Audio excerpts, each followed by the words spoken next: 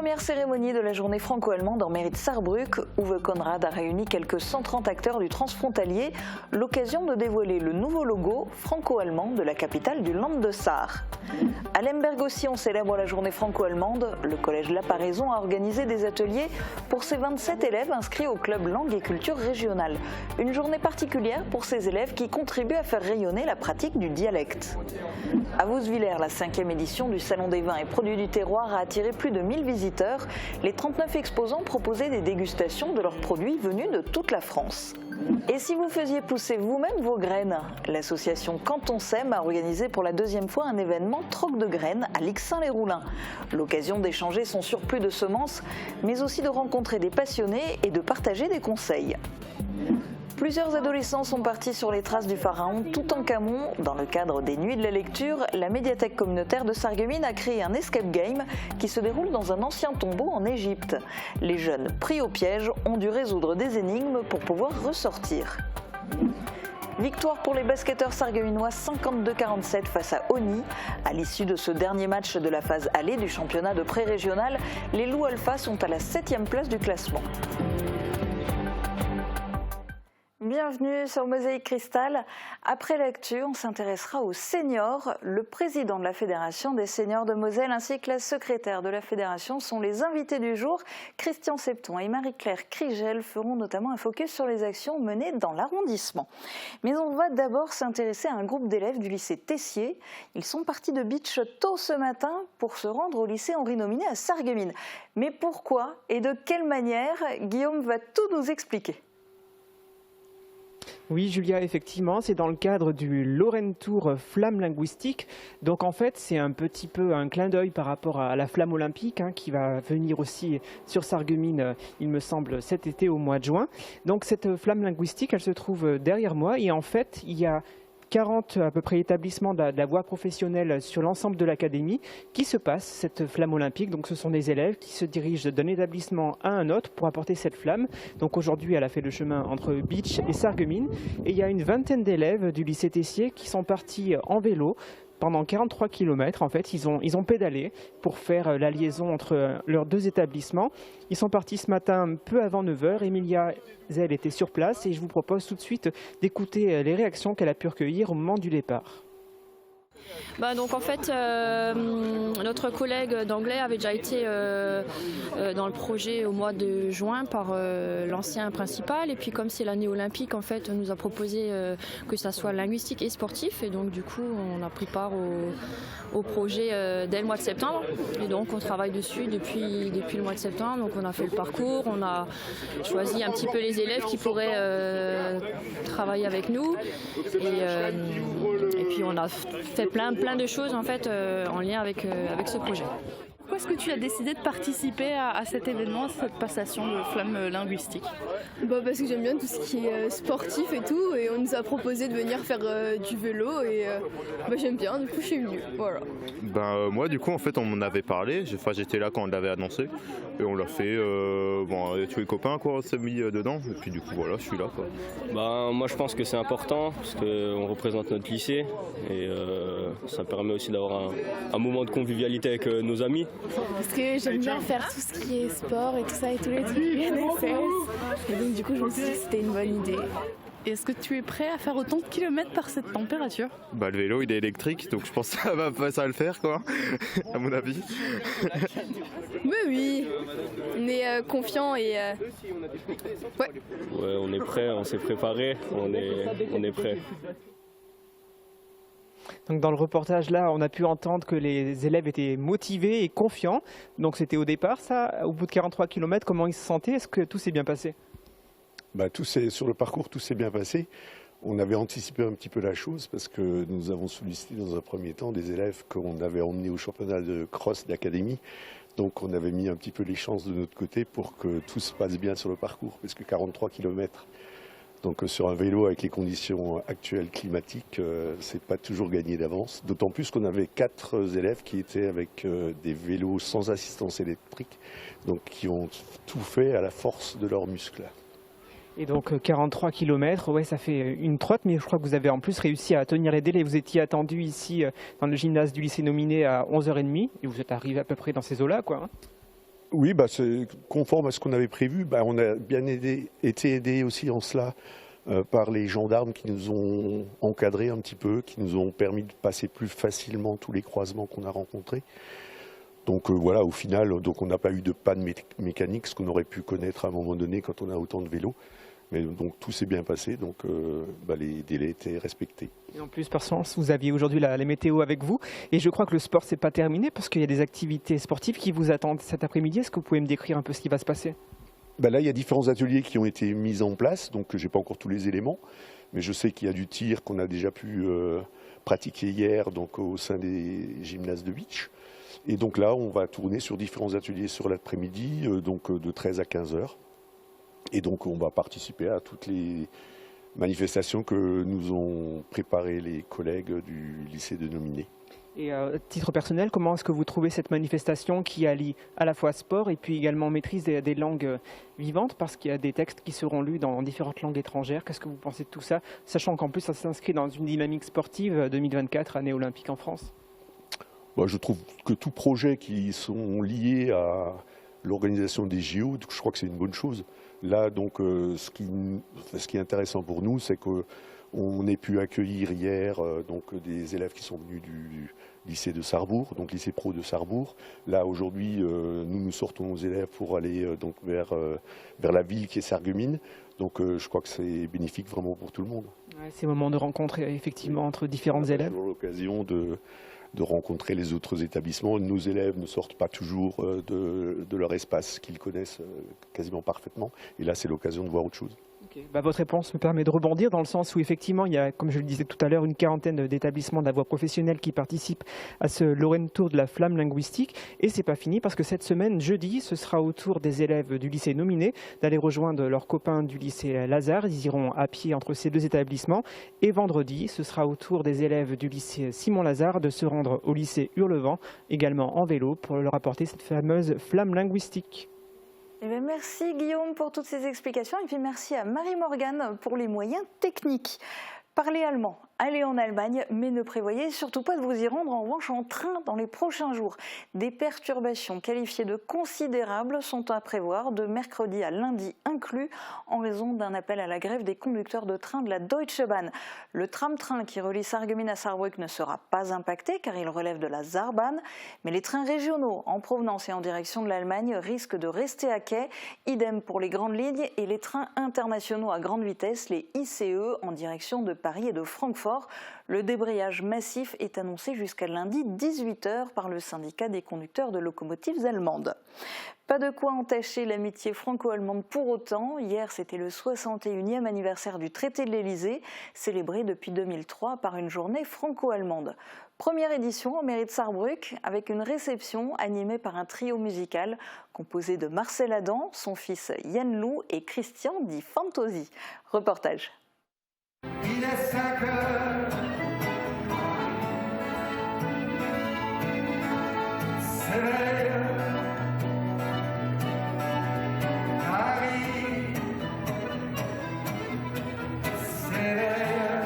Paris s'éveille, mais Paris et Berlin ne sont peut-être pas suffisamment conscientes des réalisations transfrontalières.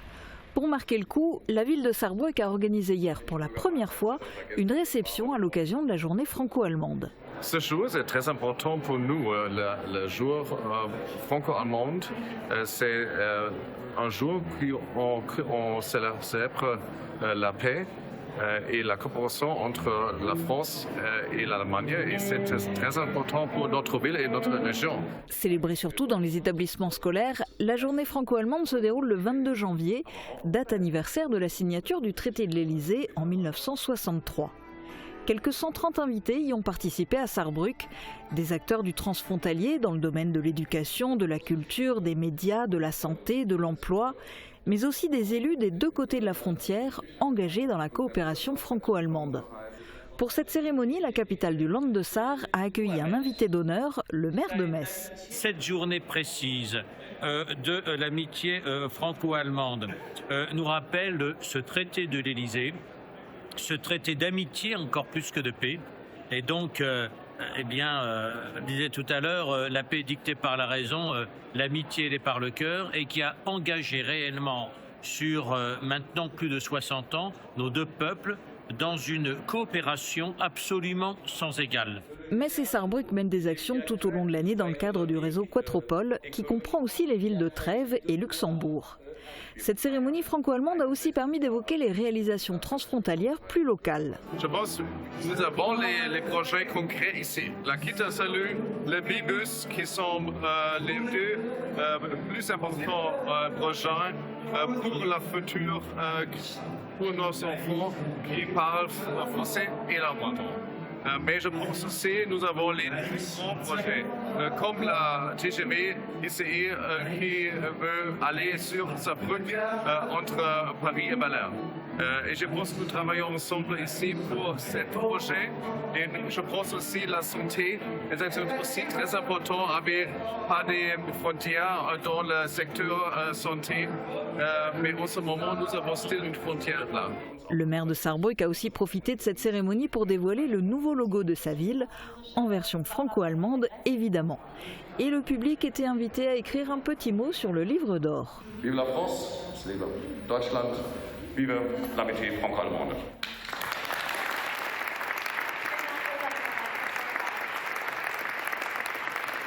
Au collège La Paraison de Lemberg aussi, on a célébré la journée franco-allemande. Les 27 élèves inscrits au tout jeune club langue et culture régionale, créé en septembre dernier, ont participé à plusieurs ateliers. Marie-Morgane Pires a pu constater à quel point le platt séduit ses ados. Ich habe mich in den Club LCR eingeschrieben, weil es ist eine Sprache, die sich verliert und vor allem mit den Kameraden qui ne platt reden. Apprendre et faire aimer le platt aux jeunes. Un pari réussi au collège de Lemberg. Les élèves de 4e et de 3e sont volontaires pour participer à ce club langue et culture régionale. Une activité qui rencontre un succès puisque 27 élèves y prennent part. Parmi eux, certains parlent déjà couramment le patois. Es ist interessant, für reden mit Freunden. Und mit meiner Familie. Ich rede schon mit meiner Familie, aber pour découvrir des nouveaux mots aussi. Und es ist eine Sprache, die sich verliert, ein klein bisschen. Durant une heure, les élèves échangent en platt. Même ceux qui n'avaient que quelques notions se plaisent dans ce club. À la maison, souvent, on me pose des questions et je ne comprends pas vraiment grand-chose. Du coup, ils rigolent un peu de moi. Donc, du coup, c'est aussi pour ça, mais aussi pour le niveau en allemand qui pourra peut-être mieux augmenter parce que souvent l'allemand, c'est pas vraiment ça, mais comme ça, au moins, je pourrais au moins un peu augmenter grâce à l'allemand. Et aussi parce que ça apporte beaucoup de culture. Ce club part d'un échange avec une école allemande.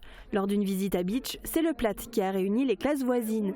Nathalie Niklaus et la documentaliste Christine Furman ont alors évoqué l'idée de proposer une activité en patois à leurs élèves. Soutenues par d'autres collègues, elles l'ont lancée en septembre. Jeder macht wie kann und wie will. Hauptsache, ihr habt Spaß und ihr redet ein bisschen zusammen. On est fiers d'eux parce qu'en fait, ils sont venus pour des raisons qui sont très nobles, c'est-à-dire pouvoir mieux communiquer avec les aïeux, les parents, les grands-parents, pouvoir mieux communiquer entre eux. Il y a 20 ans, c'était encore has-been, ils ont compris que c'était plus du tout le cas. Il y a de nouveau une certaine fierté effectivement à parler le platt et comprendre d'où l'on vient. Et il n'y a pas que le parler en fait dans ce club LCR, langue et culture régionale. Il y a également aussi la culture et ça, ils en sont conscients et ils sont et intéressés et ils ont de l'appétence pour la matière et ils nous le rendent bien. Bist du bereit, jetzt was zu präsentieren? Ja, hoppla. Mit wem fangen wir an? Pourquoi ce traité a été signé? Dem gegen 18 Jahre nach dem Krieg die anreichen. Weitere Kriege zu verhindern. Le 22 janvier, les élèves ont travaillé ensemble sur la thématique de la journée franco-allemande. Une date avec une résonance toute particulière pour ces élèves qui contribuent à faire rayonner la pratique du dialecte.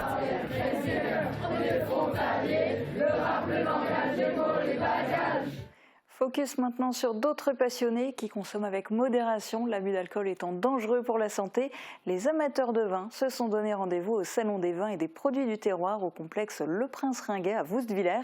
Samedi et dimanche, plus de 1000 personnes sont venues découvrir des vignerons de toute la France. Cette année, c'était la 5e édition. Reportage de Thibaut Desmerlet. C'est un peu moins puissant, mais qui est tellement riche en arômes que il ne sera pas étouffé par le Malbec. Brigitte Siri et son mari sont venus d'Occitanie pour présenter les vins produits par leur fils, qui a son domaine à l'Or-Minervois. C'est la première fois qu'ils exposent au Salon des vins et des produits du terroir de Woustviller. Ils font une quinzaine de salons dans l'année. On a trouvé ce salon qui franchement est une vraie surprise pour nous parce qu'on est super bien accueillis. C'est vraiment une belle association. Et donc en fait voilà, on a envie de faire découvrir le Minervois en Lorraine. Ils font partie des 39 exposants venus de toute la France qui étaient présents à la 5e édition du salon. Le public s'est déplacé pour découvrir les produits du terroir, mais surtout pour partir à la recherche de bons crus. C'est le cas de Marc Froliger qui vient ici pour la 2e fois. Moi, je veux trouver déjà le contact avec le vigneron et puis trouver les bonnes bouteilles pour remplir ma cave, quoi. Le salon est pas mal, mais quelques vignerons en plus, ça serait bien. L'événement est organisé par l'association Jeudi Vin et les Tentations de Faust, un rendez-vous qui est devenu incontournable pour les amateurs du secteur. Moi, je pense que le salon, il a rencontré son public, en fait. On voit bien qu'au niveau des exposants, c'est beaucoup des habitués. Là, c'est l'occasion vraiment d'échanger avec les gens. Ce qu'on ne peut pas faire en grande surface, qu'on ne peut pas faire forcément chez un caviste, parce que là, vous avez le vigneron, la personne qui fait le vin. En tout, c'est plus de 1000 personnes qui sont allées à la rencontre des producteurs. Pour obtenir quelque chose, il n'est pas toujours forcément nécessaire de payer. Vous pouvez aussi parfois échanger. Illustration à Lixin-les-Roulins où l'association Quand on sème organisait pour la 2e fois un troc de graines. Thibaut Desmerlet et Guillaume Dumonteil nous en disent plus. Faire pousser des fleurs et des légumes dans son jardin, cela prend du temps et cela s'apprend. Pour obtenir des conseils, quoi de mieux que de s'adresser à des passionnés? Et ce week-end à Lixin, il y en avait plein. Ils partageaient leur savoir bien volontiers en participant à l'activité troc de graines qui leur permettait aussi d'échanger leurs semences pour avoir encore davantage de diversité dans leur plantation. La date de cette activité troc de graines n'avait pas été choisie au hasard. Janvier, c'est le moment où la nature se repose et c'est aussi du coup le moment de commencer à préparer notre plantation l'année prochaine. C'est un moment où les gens sont assez disponibles pour ce genre de choses et où on commence à avoir envie de mettre les pieds dehors et que voilà, le soleil nous manque, alors on commence à préparer nos petites fleurs et nos petits légumes. Cette activité troc de graines se déroulait dans une ambiance conviviale et il n'était pas forcément nécessaire d'avoir avec soi des graines à échanger pour en récupérer d'autres. Les participants pouvaient aussi décider de faire un don à l'association. A noter qu'au mois de mai, juste avant la période des Saintes Glaces, Quand on sème organisera une activité troc de plantes. Plongeons maintenant dans une autre époque, celle des pharaons. S'échapper d'un ancien tombeau en Égypte, c'était la mission de plusieurs jeunes à la médiathèque communautaire de Sarreguemines. Dans le cadre des nuits de lecture, l'équipe a créé un escape game. Les adolescents avaient 1 heure pour ressortir, sinon ils restaient enfermés pour toujours. Thibaut Desmerlet a pu s'immiscer à l'intérieur et il en est ressorti.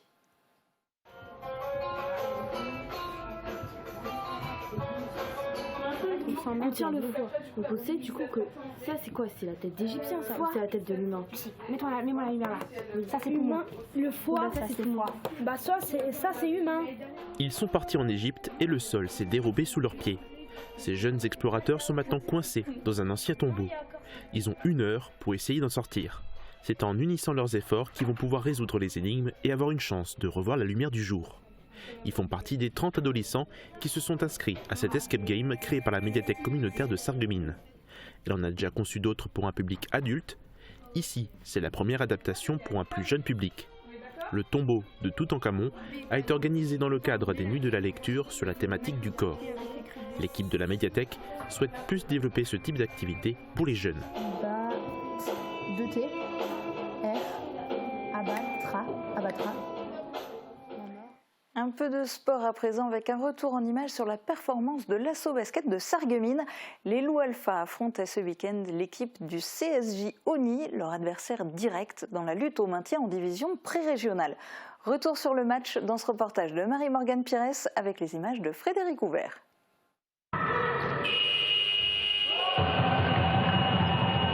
Une victoire de plus pour les Loups Alpha en bleu.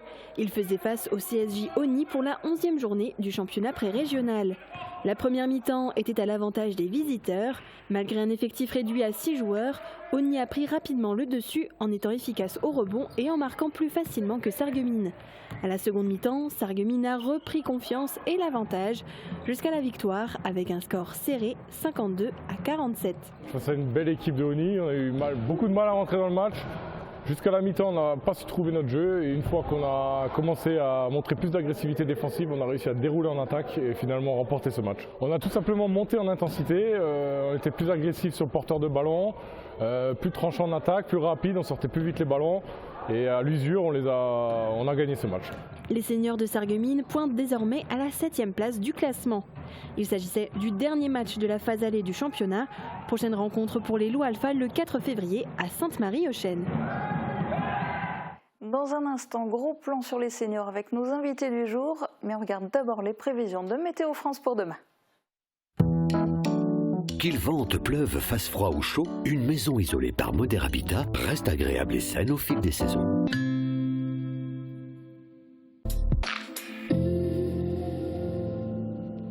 Bonjour tout le monde, c'est une journée mitigée qui nous attend pour demain. La matinée débutera sous la pluie et les averses finiront par se faire plus rares au fil des heures au profit de quelques éclaircies.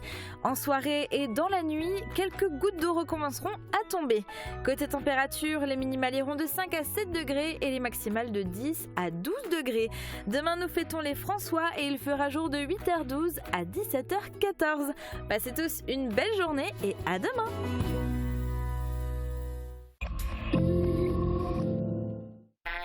Grâce à mes appareils auditifs connectés, plus rien ne m'échappe à la télé. Les aides auditives nouvelle génération se connectent à différents accessoires. Et je ne louperai plus aucun appel de mes petits-enfants. Allô mamie, comment ça va? Arthur, ouais, je suis trop contente de t'entendre. Avec la connexion Bluetooth, vous pouvez recevoir directement vos appels téléphoniques dans vos appareils auditifs pour une conversation plus claire.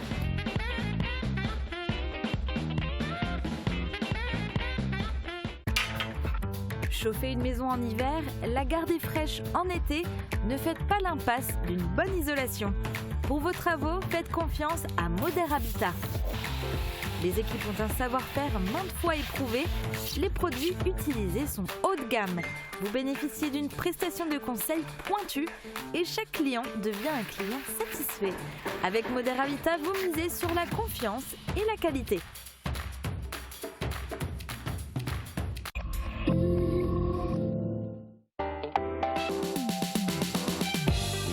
BCP, chasseur à pied, l'aventure d'une vie, c'est le titre de ce nouveau numéro de Polygone. Vie quotidienne des militaires à Beach et en OPEX, tradition du bataillon, recrutement, vie de famille. On fait le point sur les spécificités du 16 avec plusieurs invités qui vont se succéder sur ce plateau. Une émission à découvrir vendredi sur Mosaïque Cristal. Dans la vie publique, l'administration considère qu'une personne devient senior à l'âge de 60 ou 65 ans. Alors pour vous, senior, c'est à partir de quel âge ? Effectivement, c'est une question qu'on nous pose souvent, parce que l'INSEE, je pense, annonce plutôt des chiffres même à partir de 55 ans. En réalité, je pense qu'on est souvent dans la tranche d'âge 60-65 ans. Pour vous, on est senior à quel âge ? Alors, moi, je dirais que dans les entreprises, on parle de senior dès 55 ans, ce qui fait un petit choc. Maintenant, dans la vie, moi, j'ai du mal à m'imaginer senior, alors que je suis à la retraite depuis quelque temps. Donc, on peut dire 60, 65, je sais pas si c'est vraiment important de mettre Dans le sport, en plus, les seniors sont les adultes et puis les plus âgés sont les vétérans. Hein, donc, de toute façon, à la limite, il n'y a pas d'âge. Ceci dit, dans la fédération, vous ciblez quelle tranche d'âge ? C'est à partir de quel âge dans la fédé ? Alors, dans la fédération, on cible tous les seniors. Hein, c'est-à-dire que, en réalité, on s'attaque à ce vivier, disons, dès 65 ans, mais il peut y avoir des personnes qui sont intéressées avant, qui peuvent, à titre de bénévole, par exemple, donner des coups de main, ou alors simplement pratiquer des activités jusque le plus tard possible, on va dire, tant qu'elles le peuvent. J'ai envie de dire, les seniors, je trouve qu'on n'en parle jamais assez et pourtant ils représentent une grande part de la population. Alors d'après les chiffres de l'INSEE qui datent du 1er janvier 2019, la France comptait 13,4 millions de 65 ans ou plus, soit 20% de la population. Est-ce que c'est à peu près la même proportion dans le secteur et à l'échelle de la Moselle ? Oui, bien sûr. On est même, je dirais actuellement, plutôt dans les 25%, voire même 30% dans les années à venir, hein, puisque vers 2030, on nous annonce des pourcentages de ce type. Et ça veut dire qu'on va avoir une montée en puissance du monde senior, avec tout ce que ça comporte. Mais déjà en Moselle, bon, puisque nous sommes un peu plus d'1 million d'habitants, il y a entre 250 000 et 300 000 seniors annoncés. Donc, je veux dire, on est vraiment sur un vivier de population quand même très, très important, quoi. Et donc, il y a du potentiel pour la Fédération Senior Moselle. Alors, à l'heure actuelle, la Fédération compte quelques 16 000 adhérents et représente 282 associations. Quel est le but exactement de cette fédération ? Alors le but premier, eh bien, c'est d'abord, c'est un réseau départemental, un réseau associatif départemental qui comporte donc 16 000, vous l'avez dit, 16 000 adhérents. Et le premier but, c'est la promotion du bien vieillir, tout simplement, et en bonne santé de préférence. Voilà. Et puis vous le disiez, vous organisez plein d'activités, c'est ça, en fait ce ne sont pas que les clubs de troisième âge, les clubs de seniors qui organisent des choses, il y a des activités qui sont organisées directement par la fédération ? Oui, c'est ça. C'est-à-dire que les seniors bénéficient des activités d'une association locale, qu'on espère d'ailleurs bien de plus en plus nombreuses au sein de la fédération, parce qu'il peut y avoir des associations qui ne sont pas la fédération. Mais disons, en dehors de ça, les seniors peuvent pratiquer toutes sortes d'activités en fonction de leur âge. Alors, qu'est-ce que vous proposez, par exemple, à la fédération comme activité ? Alors on a le panel habituel des associations, des activités plutôt à caractère sportif et à caractère culturel, on va dire. Donc ces deux grandes familles se distinguent en fonction de l'âge des seniors. On peut trouver bien sûr toute la catégorie des gyms douces, cardio, etc. avec également de la chorégraphie, ce qui fait appel un petit peu à la mémoire en même temps que la danse, hein, donc c'est intéressant. Et parce qu'on travaille sur 2 tableaux à ce moment-là. Et puis il y a aussi bien sûr toutes sortes d'autres activités qui font appel à la mémoire en particulier, quoi, hein. Puis des choses par rapport à la conduite aussi, non ? Oui, alors on a un certain nombre d'ateliers en Moselle par rapport donc à la conduite, la prévention routière. Et donc là, on lance un certain nombre d'ateliers, on dit traditionnels, qui font déjà recette, hein, parce qu'il y a beaucoup de personnes qui sont intéressées. Et puis, on a en plus maintenant le concours de la gendarmerie avec l'escadron de sécurité routière de Metz qui nous met en place donc un simulateur de conduite qui va donc bien pousser beaucoup plus loin le détail pour remettre peut-être en cause ses connaissances par rapport au code de la route et voilà, essayer de connaître peut-être des nouveaux panneaux qui sont arrivés entre-temps, puisque bien souvent on a passé le permis il y a quelques décennies et les panneaux routiers ont bien changé, donc et les pratiques aussi. Marie-Claire Crigel, vous êtes secrétaire de la fédération, mais vous mobilisez aussi ici, dans le secteur. Quel est votre rôle ? Alors moi, je suis beachoise d'origine, donc je connais bien le secteur. Bon, j'étais partie 20 ans, je suis revenue, et étant à la Fédération Moselle depuis bientôt 10 ans, j'ai mis un point d'honneur à dire j'ai vraiment envie qu'au Pays de Bitche, Sarreguemines, on ait également des ateliers, sachant qu'on a des subventions du département, on a des subventions des caisses de retraite, et on nous demande d'intervenir sur tout le territoire de la Moselle. Bitche est loin et pas loin, on va dire, mais relativement loin quand même de Metz. Et donc, on essaye maintenant, sur le secteur de Bitche-Sarreguemines, de trouver à la fois des bénévoles, à la fois des animateurs qu'on peut former à la fédération pour créer les ateliers qu'on a beaucoup sur Metz, pour qu'on puisse les créer dans notre secteur. Donc moi, ma principale mission, c'est de faire connaître la fédération jusqu'au fin fond du Pays de Bitche Et puis de trouver des clubs, alors j'en ai déjà trouvé quelques-uns qui ont vraiment envie de participer. Le tout, c'est qu'on arrive à créer une espèce de synergie entre tous ces clubs. Et fédérer tout le monde. Alors la prochaine action dans le secteur, c'est jeudi, la salle polyvalente de Rohrbach.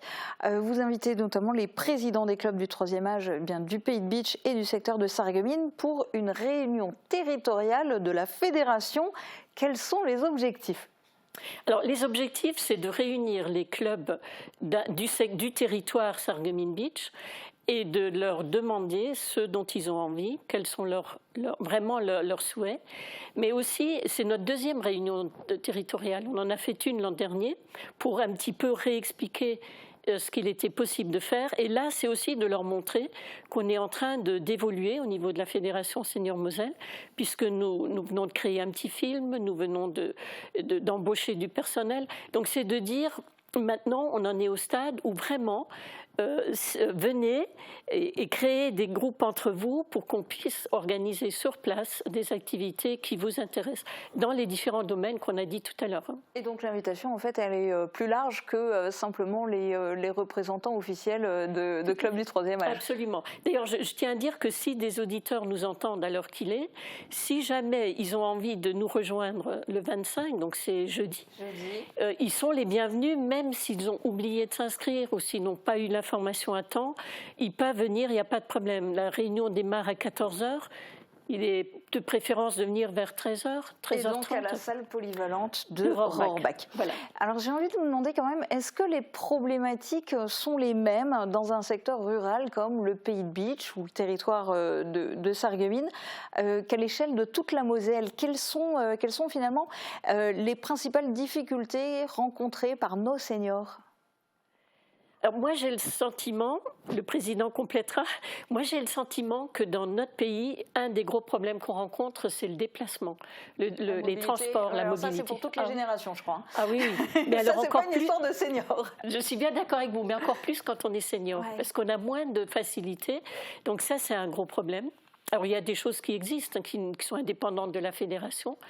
Sinon, j'ai l'impression que pour le reste, il y a un peu les mêmes problématiques une fois qu'on a réglé ce problème-là.